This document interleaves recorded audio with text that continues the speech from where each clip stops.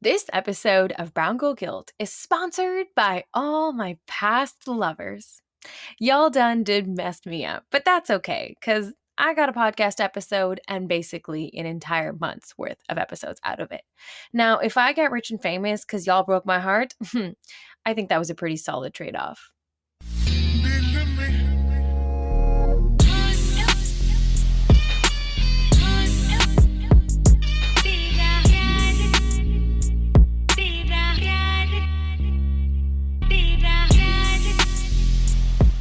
Hi, friends. It's your girl Harpo. Now, I'm just as excited about sharing my experiences with dating as a badass woman as you are to listen to it. So, I'm going to waste absolutely no time and get right into it. Now, I'm going to be very honest in saying that dating actually hasn't been easy for me. People often ask me, Harpo, how are you single? And I'm like, bro, I don't know. And, it hasn't been flowers and rainbows for me. It's actually been very incredibly hard for me because I am a very strong, powerful, bold, badass brown woman. I think that either men are too scared to approach me, or the ones that do approach me might not actually be up to my caliber. And I have no shame in saying that. I'm not saying that with ego, but I think that, like God's made everybody God's just made somebody for everybody. And sometimes people come at me and I'm like, yo, God didn't make you for me. God made a lovely person for you, but God did not make me for you and did not make you for me. And, I think that when I speak about sometimes men being too scared to be around me or approach me, I think it's funny because every time that I do consider a man worthy of my time or I find attractive and actually worth my energy, he's the one who trembles in my presence. It's weird because I'm like, no, but I'm into you. I think you're cool. I think you're worth it. Like I think this could work. And he's like scared. He's like, no, no, no, no, no. I don't think this is gonna work. And I think it's such a double-edged sword to be this kind of a woman. I don't really want to have to dim who I am to find a partner, but I'm also very cognizant that, maybe that's gonna be the thing that gets me the meds. Like obviously that's not what's gonna happen, but of course there's been times where I thought to myself, maybe if I could just be less Harpo, I could find someone and I could be in a relationship, and I get it, that's sad, 100%. I'm saying it out loud and I'm like, that's sad. And so I feel like instead of seeing the value that my light would have added to their life or seeing how I probably too crave to be taken care of, I'm actually not that scary. Men have just decided that, like those men, not all men, those men have decided that, they're just never going to be enough for me. And they're just not even going to try to play around with the light. And here's the thing, my capacity to give is massive. Okay. I am an endless pit when it comes to giving to my loved ones. My emotional capacity and my bandwidth is unmatched. But because everything is an intricate web of give and take, my capacity to receive is also just as big as my capacity to give. And I think that as the empire that I am, I haven't been able to find someone who is willing to give even a fraction of what they receive. I think everybody wants to take and nobody wants to really give to me. I saw a tweet once and it read, "My DM is full of men who wouldn't know what to do with me." And to that I say a fucking men. Okay? I say amen. Y'all wouldn't know what to do with me. Okay? And I probably wouldn't know what to do with you either because I'd be like, "What is happening?"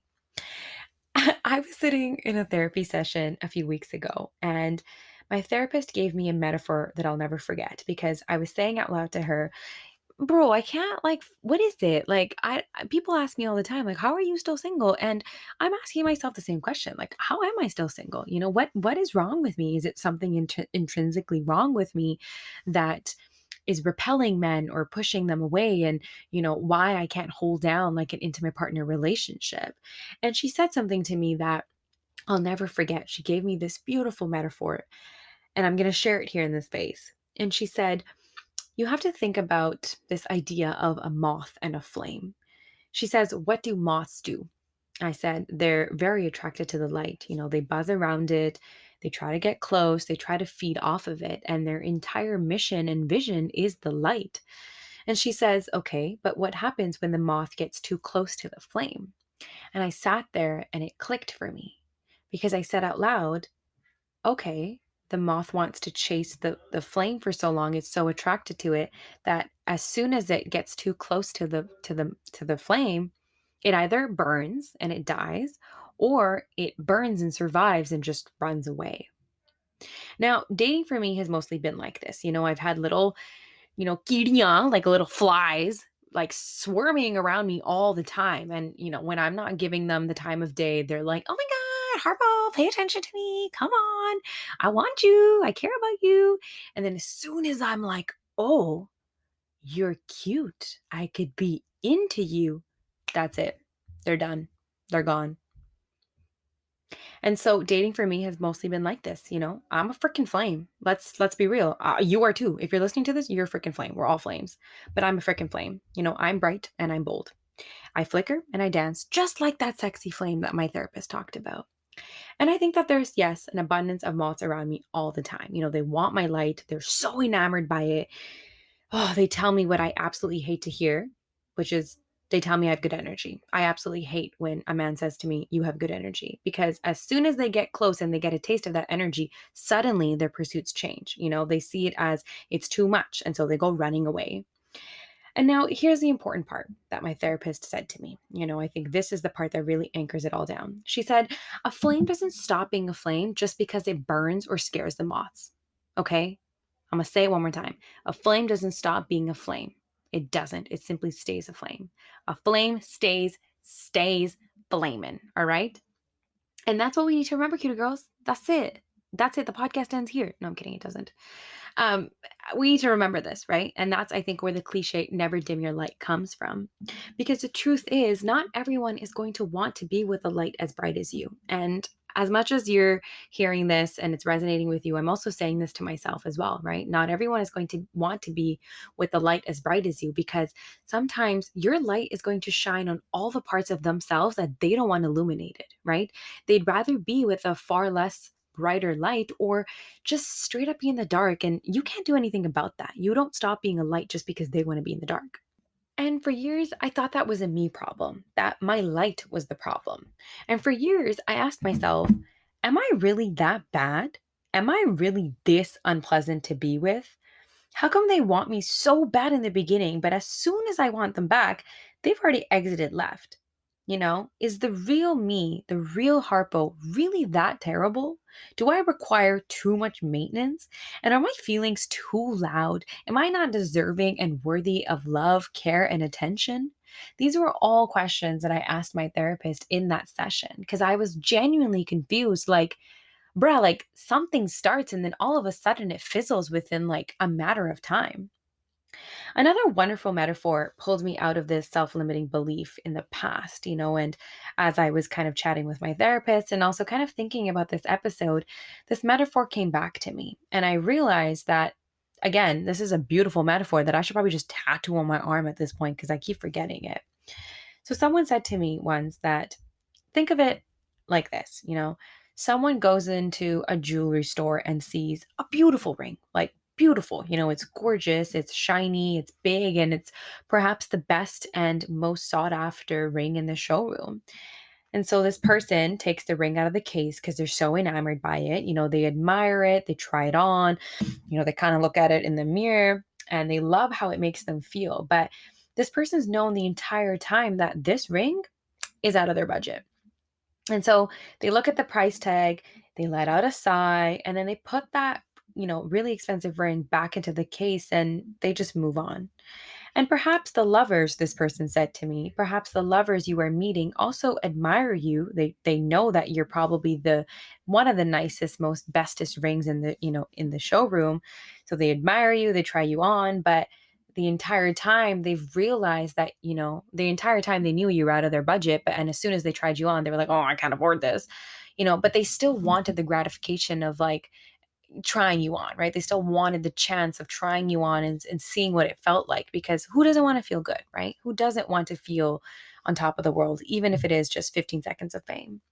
And so I guess, even in this case, it doesn't mean that you're not the most beautiful, gorgeous, shiny, bright, big ring in the room. It's just that the one trying you on didn't have the means or the capacity to keep you. And while I guess the natural thing to say or think here is to just like wait until someone who can afford the ring comes around, I think that's really not the point. I think that if I made any connections post this metaphor and post the metaphor of the moth and the flame, It's that the point is to see your worth for what it truly is, regardless of all the moths and the people in the showroom, if we're going to continue on with these two metaphors. I think the point is that for me, at least, I become so anchored in who I am. I become so in love and enamored with myself that my worth need not be contingent on another person.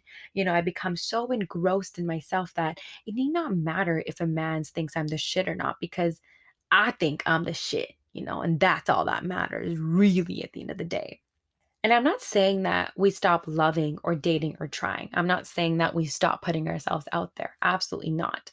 But I'm saying that we never step out of our own worth, just to make someone else feel comfortable. I'm saying that we never, ever, and I mean ever, dim our light. Because when I asked what the flame should actually do, right? Because I was like to my therapist, I was like, okay, like fine, I get it. Like, I got it. I'm not gonna dim my light.